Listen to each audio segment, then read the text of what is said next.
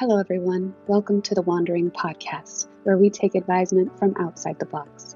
I'm Rihanna Ritter, your host. I'm an intuitive, sexuality, and authentic expression coach. Are you an accomplished professional who plays the part of having it all figured out? Who's strong for everyone else but feels lonely, misunderstood, like you can't tell anybody the truth about how stressed you are, how not passionate you are about your life and all that you've created? I guide my clients to deep, lasting fulfillment. I re-engage them with their bodies, their pleasure, their desire. I help them align to enjoy fulfillment and prosperity in all areas of their lives. Today, my guest is Mitch Francis. He's a serial entrepreneur and the founder of Francis Development, Inc., with a career spanning commercial real estate development, entertainment, and innovation. As a former CEO, he led a publicly traded company from creating 3D motion simulators to becoming Las Vegas' top ticket broker, generating over $1 billion in sales. Mitch's inventive spirit is backed by 6 US patents, with 2 more pending. In his book, Badass Solutions for Today's Big Ass Problems, he uses his problem-solving prowess to offer bold, actionable solutions to some of the world's biggest challenges. Mitch is passionate about making a real difference without political bias. Welcome, Mitch. Thanks for being here. Thanks, Rihanna, for having me. Good to see you. Yeah, yes. So you have so many achievements, accomplishments. Tell us a little bit about your patents and some of these big ass problems that you have badass solutions for. Well, I've had a very extensive 40-year business background, like you said, and I'm just kind of the type of guy that I see a problem and say, well, why don't we just do that? And then I'm frustrated, with the news and current events that nobody's doing anything about so many of the really big problems. And I've done this in business. Anybody in business has roadblocks thrown at them, like at every single turn. And if you don't develop problem-solving skills to get, over, around, through them, under them, you're just not going to succeed. You're not going to reach your goals. So, I mean, every business person develops or has to develop good problem-solving skills. And I think I've been, very successful at developing, I would say, even extreme problem-solving skills. And it led to creating US patents to solve business needs that I had. And it would turn out to be like, well, nobody's ever done that before. Nobody's ever done it this way before. And then I would just simply file patents to have business processes or products that hadn't been done, but solved a problem for me. So it's kind of interesting that all of these fall in line of business solutions, of product solutions, and now I was able to apply really the same problem-solving skills methodology that I use towards solving, so many of our civilization problems, and it worked. Uh, I came out with 20 solutions to 20 really big ass problems that became badass solutions, became a book, which I had no intention of writing. Yeah. What's an example of one of those problems? Well, I think there's one, as I said, there are 20 really big problems, but there's one that I think is on a global basis so big, it's so dangerous that I think it resonates with me, and it's resonated with a lot of other people, actually, including Jack Canfield, who wrote Chicken Soup for the Soul. He read a pre-publication book of mine and saw this, and he's been very active in global warming and pollution issues. And he said nobody's ever come up with this idea, and he really liked it. And then he sent over the foreword to the book. So I was really very, very fortunate. But let me give you that one, because I think it's it's probably, of all the problems, maybe the biggest problems that we face. And and it goes into um, the whole idea of the global warming being so serious that last year was the hottest temperatures on the whole planet Earth in recorded history, that we're headed for a global socioeconomic catastrophe unlike anything that humans have ever faced. I mean, I don't want to minimize this here at all. This is a big Right. thing. So the global warming is causing the polar ice caps to melt at a rate that would fill 20 Olympic-sized swimming pools, Rihanna, every second. It's an enormous, Wow. unbelievable amount of water that's causing the ocean levels to rise. And by the end of this century, all coastal cities and islands are going to be flooded. And the amazing thing is that nobody's doing anything about this, but we can. I actually developed a way, a solution that would stop the ocean levels from rising and at the same time be able to use all that water, that fresh water, for the billions of people who live in the most parched areas of our planet. Amazing. Tell me more. I'll be happy to. So I found something very interesting, that as much as that is, all that water, 20 Olympic-sized swimming pools every second, believe it or not, it's just a small fraction of the water that's going into the oceans from just our 20 largest rivers. Really? That's just shocked me. Right. And taking it a little farther, I found that if we channel just 7% of the water from just those 20 largest rivers and move that water to arid lands, we can actually stop the ocean levels from rising and stop hunger and thirst on our planet at the same time. And Wow. it can actually be done. Rihanna, we have a model for this. For decades already, the Central Arizona Project has been moving water from the Colorado River 336 miles to deliver fresh water to 5 million people living in Phoenix and Tucson. And it's just this enormous economic success. Not only are they delivering fresh water, for an area that would never have been able to develop the way it has, but it's an economic success. This was done decades ago at a price that even then, I think it was $8 billion. It may have sounded, very high in the 70s, but now we think it's nothing, but it's performed all these years to where it's an economic success.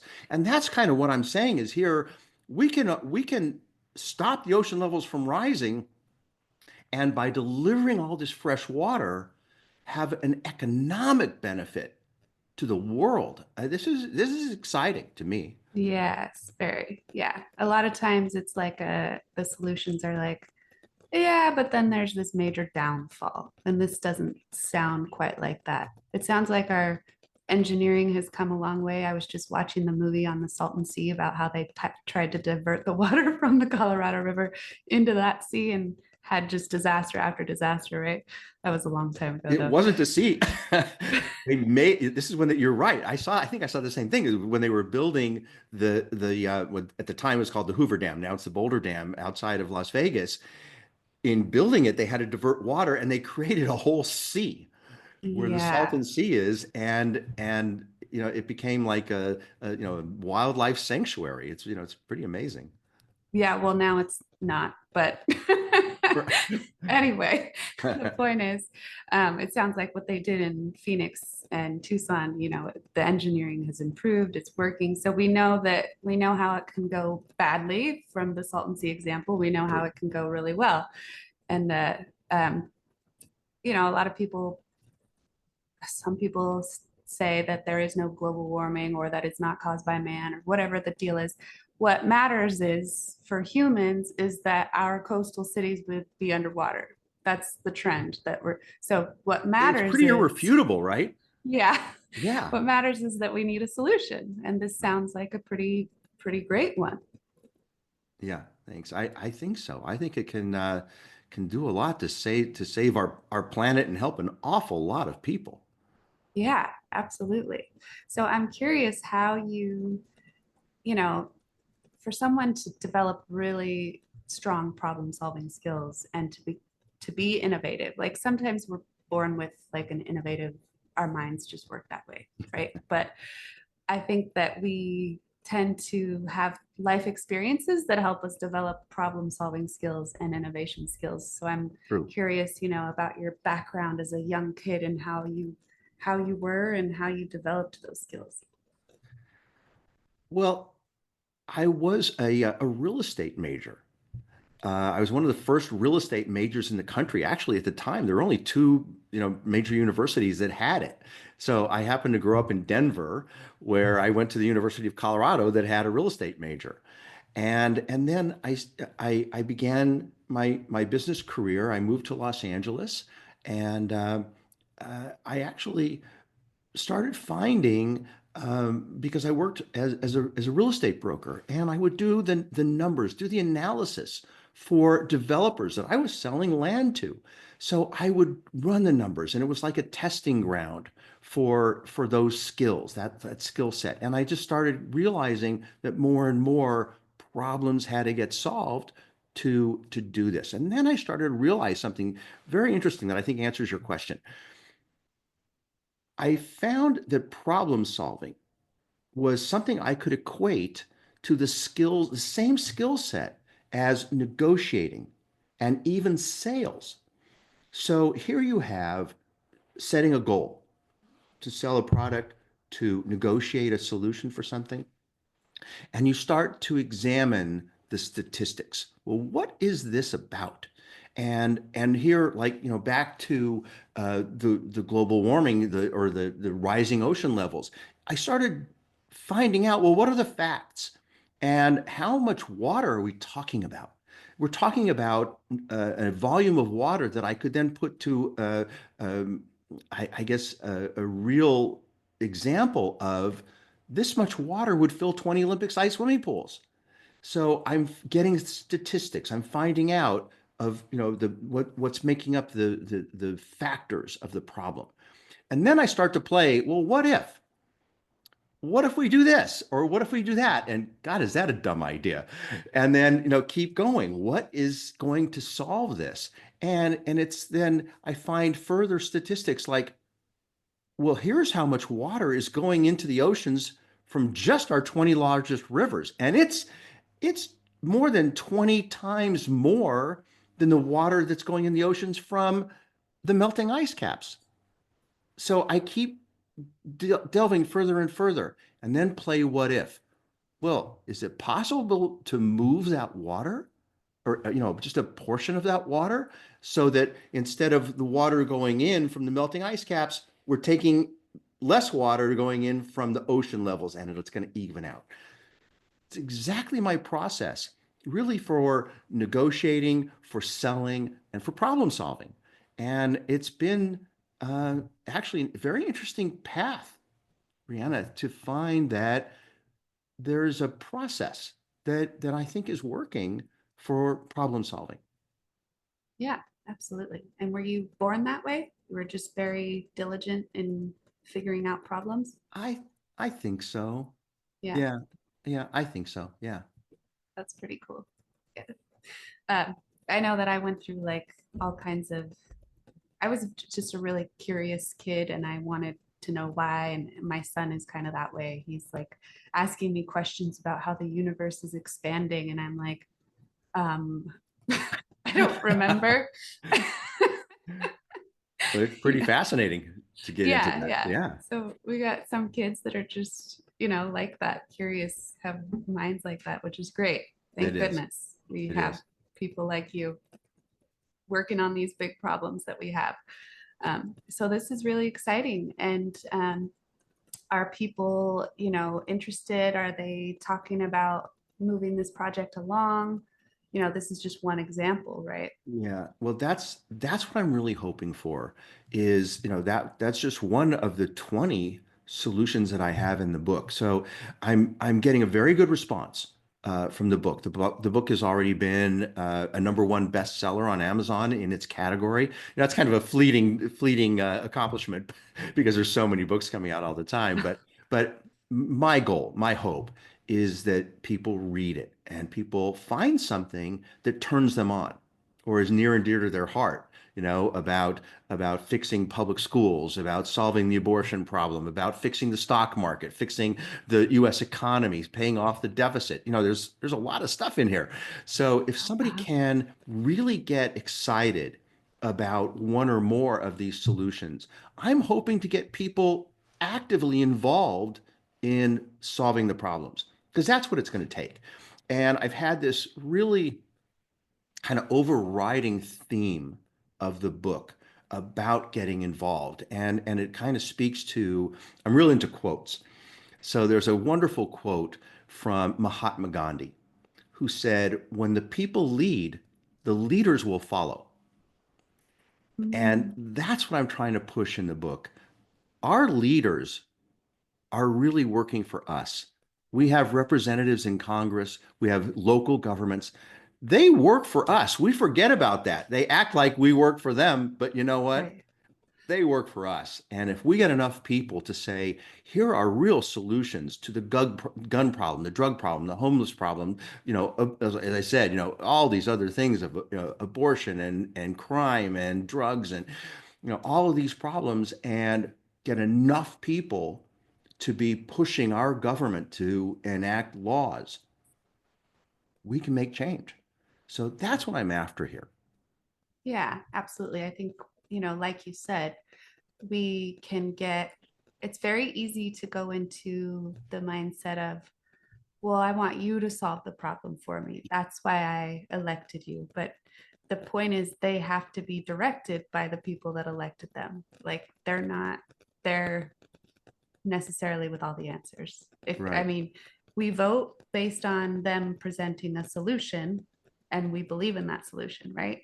So right. then if it's not happening, then we need to reevaluate what's happening with, Yeah, you know, yeah. Well put. And I think part of the stalemate, that we have, and I think that people are so frustrated, is that the politicians are so polarized by political parties that they don't compromise. They don't find solutions. They're stuck.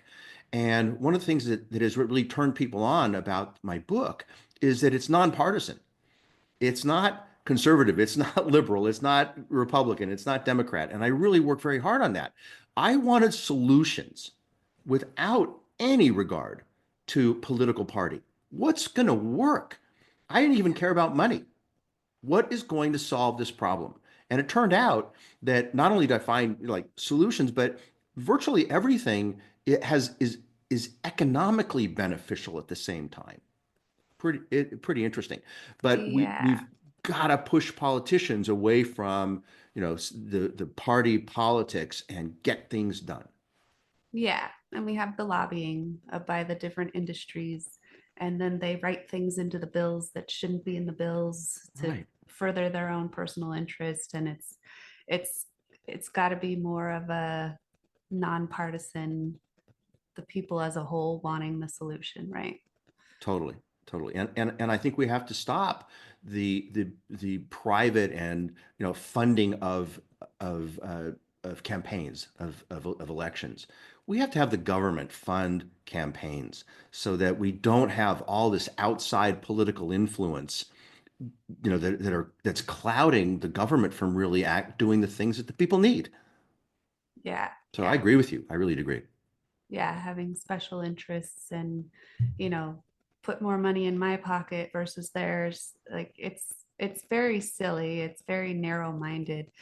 That may be a short-term thing for your business, as if you're the, I don't know which industry. I'm going to use milk, but it's not a concrete, it's just an example. But it's like, let's Right. say it's the dairy people that are like, well, we want to make the most money, so we want you to tell the schools to serve our low fat milk to kids, even though we know that we're taking fat out and adding sugar and it's not good for them. But based on our money, well, if those kids are sick and they can't drink milk in the future, then your business is going to go out anyway. So like let's think more big picture here, everybody collectively. These are things that need to get solved for all of us. That's right. And we That's need right. No, long-term I couldn't big agree more. solutions. Get rid of special interests. We need citizen interest and just stop this nonsense. It's funny. I realized as I was writing this that virtually everybody I know is conservative on some things and liberal on other things. Yeah. None of the people I know are just steadfast party line. So Yeah. so we've got to move past that. I think to make progress for our country, we need to move past that. Yeah. Yeah. It is very outdated and silly and Yeah. not really serving. No, it's unproductive. Right. Yeah. Yeah. So what's another example of one of these problems that you can share with us? I mean, and we don't want to give the whole book away, but I want people to get excited about it and want to read it. You know, I think you may be interested in my idea for making public schools really great. Yeah. So we have a chasm in our country between the rich and poor. And it's a huge problem. And it's festering. It's getting worse, where there's privilege in our country that shouldn't be there. And I think people who don't have that privilege are resentful, and rightfully so. Our forefathers they were pretty brilliant. And they said, here's this system of democracy and capitalism, and it can really work. But you know what? We've got to have equal opportunity for everybody. And particularly John Adams said that the insurance policy I'm paraphrasing, he said the insurance policy for success of the United States as a democracy and capitalist system is the public schools. And the idea is all of us start at the same starting line. And we have the same opportunities in the public schools by being educated and being readied for being productive citizens. So great idea. But what's happened now is we have a huge segment of our population, of the wealthy, of the people with influence, who have their kids in private schools. So that we've taken the people with the money and the influence to make public schools great completely out of the system. Their kids aren't there. Yeah. Their kids are in private schools. It's a very elitist problem that is, in my view, causing or exacerbating the difference between the rich and poor and making sure that continues. It's like in old Europe, the landed aristocracy. You have the people with titles maintaining that wealth and power. But we've kind of got that going on in our country because the wealthy and most influential ensure that their kids have the tools they need to succeed. And they're completely out of the public school system. So the private schools have more money. They have smaller class sizes. They have, possibly better teachers overall. They have more security, all this kind of thing. Now, I'm not saying, believe me, I know we have some great public schools. We have a lot of parents who really care about having their schools great, but it's not the same as having your kid go through private schools that, believe me, cost more money than universities. And then they get into the top universities, they're better prepared, and who's going to get the best jobs? So that kind of outlines the problem that we have that I see as a huge problem for our country. But the solution, I'm going to knock you out on this one.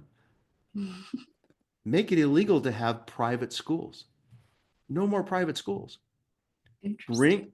Bring back again all the people with the money and the influence into the public school system, because now their kids are there And you better believe it. They know the value of a great education, and they're going to make sure that the public schools are great.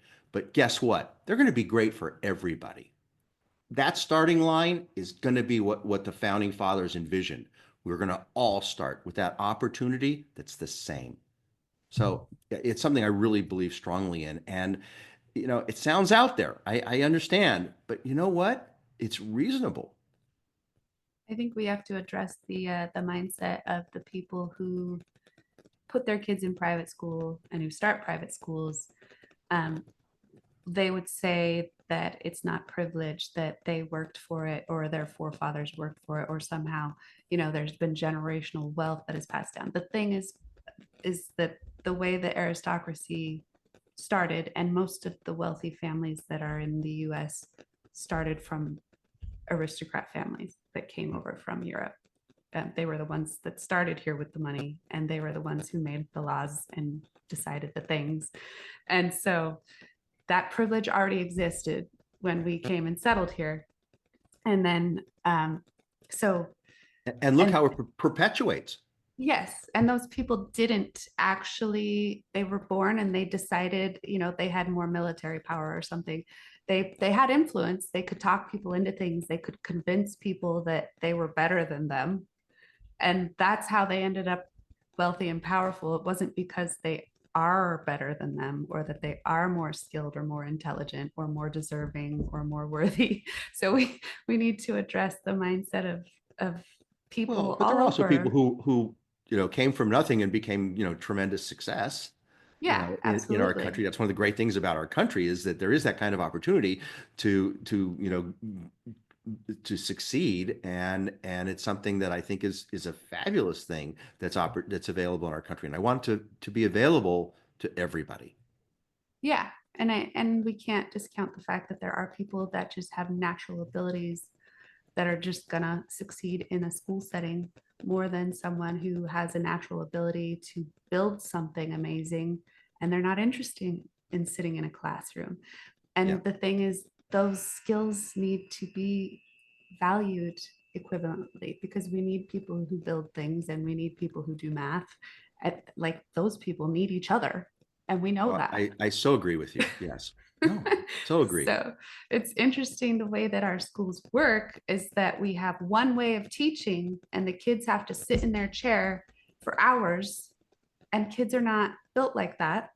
And it kind of messes with their brain power, it messes with their creative energy, it messes up there. Like, I was talking with someone the other day, like they have to ask permission to use the restroom.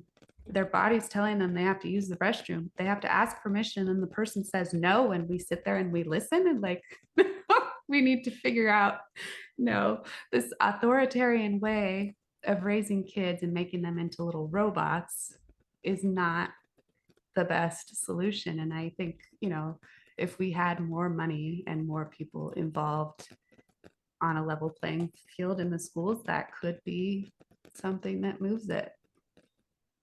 Oh, I think so. I really do. I think that's ground zero for making a much better country. Yeah, that's an interesting one. That's there's a lot that can be, worked with in that problem, but I think it's better than the other things that I've seen presented, which are nothing. It's pretty extreme, though. I mean, It is. yeah, It's definitely got me thinking. yeah, but I went there. I went out there. Just what is gonna solve this? I don't want any namby pamby. Well, let's just kumbaya here. They're outlawed. Yeah. You can't have a private school. Forget it. Yeah, that's pretty wild. I mean, I Yeah, didn't go to private school. My kids aren't in private school. right. So, I also feel like them being in public school helps them build resilience because they learn how to be around people that are different than them. If Yeah, you're in a private school, you're surrounded by people that kind of grew up with all the same values as you. There's like very little diversity in ways of right. thinking. Yeah, Yeah, no, I agree with that too. yeah. Public schools is our saving grace, I think. Okay. That's wild. I'm just hearing the people who disagree with that and they're vehement arguing. That's fun though. But Yeah. that's good because that's we need to get the conversation going. We need Yeah. to have Got to it. be hard ass. Yeah. You know, Yeah. so badass, big ass, and hard ass. Yeah.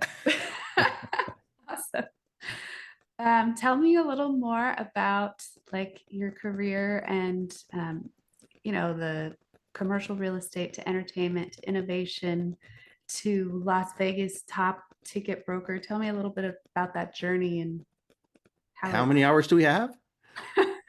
we have 30 minutes. Oh my gosh.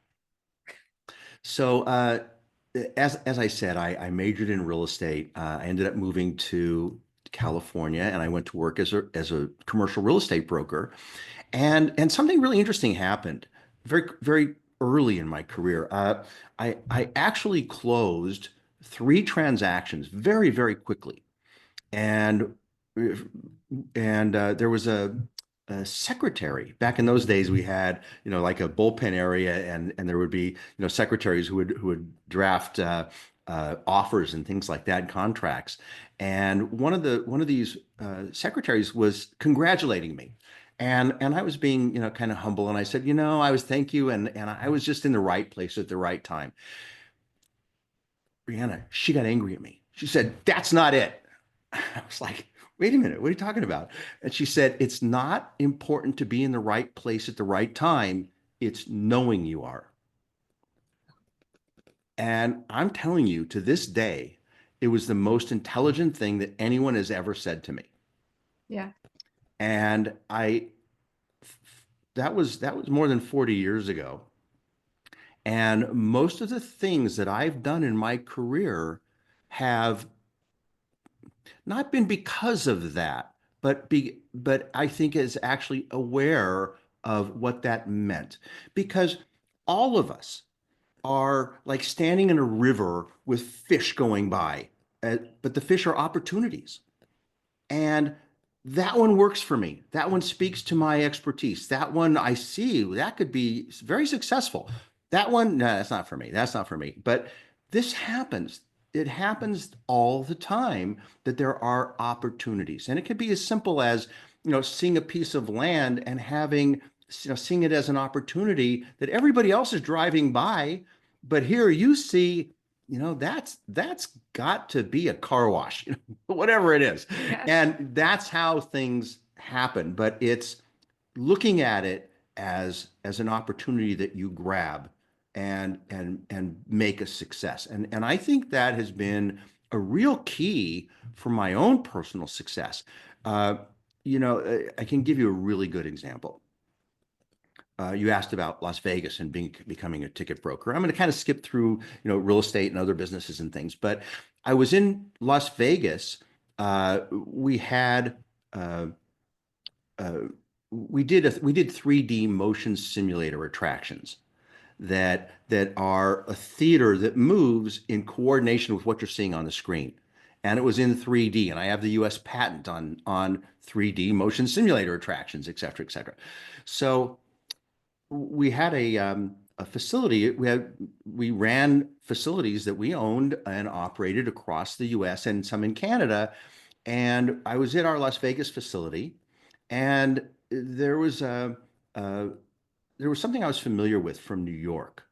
That in the middle of Times Square in New York, there's a ticket booth, and they sell that night's tickets that are left unsold for the plays, for the theater that's going on that night. And you get 25 to 50% off the price. So every day, every afternoon when they open, there's a line like 2 blocks long for people wanting to buy those discount tickets for that night's unsold tickets. So I was having a marketing meeting in Las Vegas about our own attraction that we're selling tickets to. And I said, why don't we put some tickets available at the half price booth? I just assumed it was there. And everybody Oh, said, there isn't one. There isn't one in Las Vegas. And I was shocked. I was like, wait a minute, are you kidding me? And and I checked it out and I started investigating, and this didn't exist. And it was, it's obvious to you that Las Vegas is the perfect Yeah. model of what's in New York to do this idea. And and I figured, well, there must be a reason. There must be some barrier to entry for this because it's so obvious it would be done. And there must be a code, in the city that doesn't allow it. There must Yeah. be, the hotels, have an association that doesn't allow it. The producers have an association that doesn't allow it. And I'm not kidding, I spent about 2 months just checking out why isn't this thing here? And it just that no one had ever done it.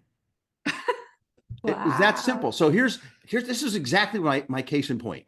That there's all these opportunities. Believe me, I wasn't the first person to see this equivalent business in New York that would be really, really needed in Las Vegas. So I set out to do this, and it was very difficult. As I was saying, the roadblocks that are thrown in your way.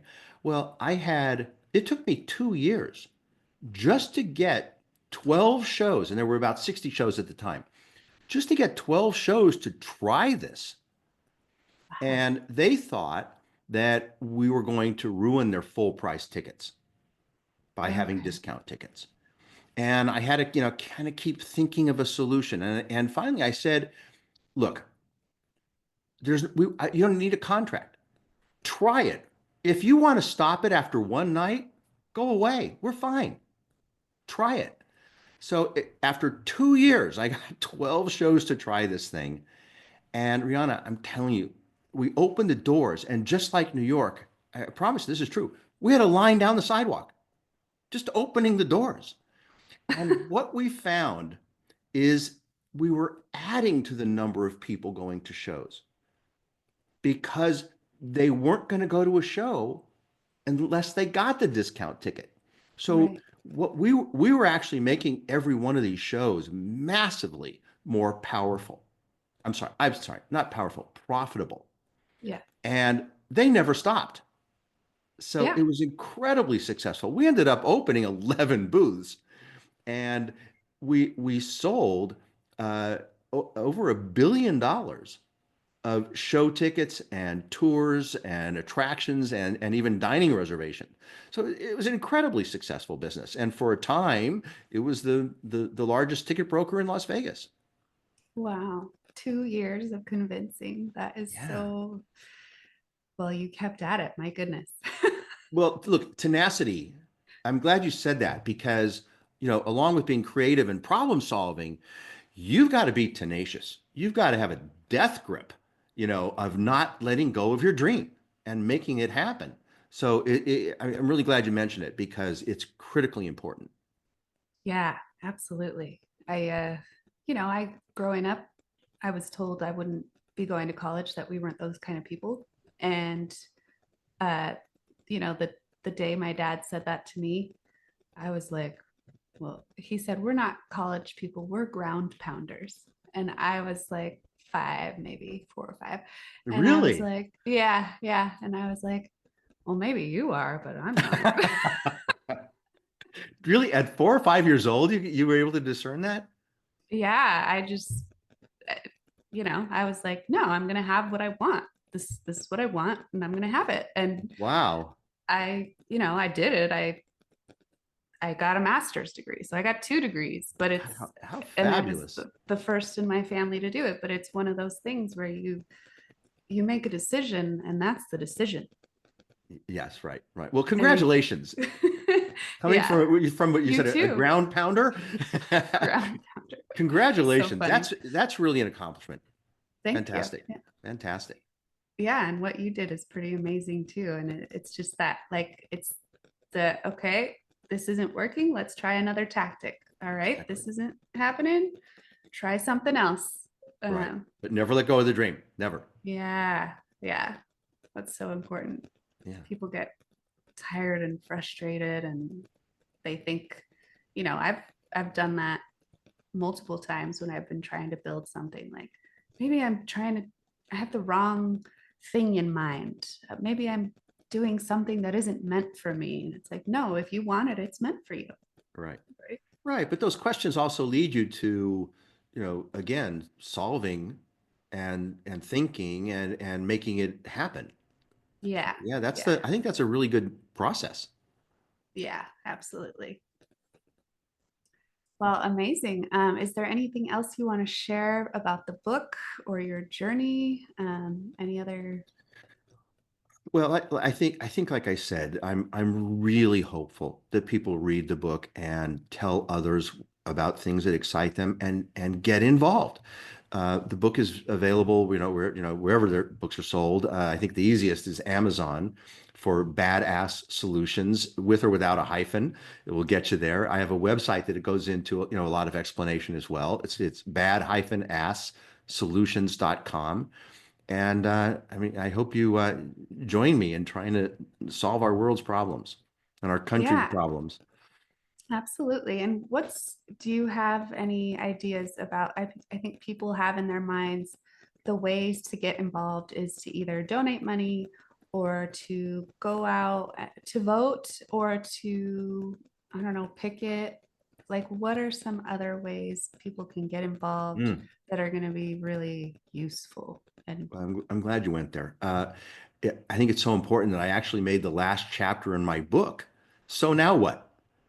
And it okay, goes perfect. into, hopefully you're getting excited about getting involved on something that's near and dear to you. And it goes from many of the things you just said. You know, voting is powerful. But most change, I think Ronald Reagan said, most change starts at the kitchen table. So you talk to people, you talk to your family, you tell them what you discovered, what's interesting to you, what you want to get involved in, what you want their help with. Tell other people, get other people excited. And it can be so simple as a letter writing campaign to your representatives. That's powerful. And then you can go much farther about getting involved in a nonprofit organization that is focused on a given issue. And there are thousands of really good nonprofit organizations that desperately need your help. And if you can walk in with solutions and an army to help make those things happen, they need it and they want it. So you can get things done. And it goes into how you do that. How do you find these organizations? And what is the process for doing it? So, obviously you can give money as well, like you said, but your time and effort, in my view, is more valuable than money. Yeah, So, yeah. so it's in there. There's a whole chapter on this.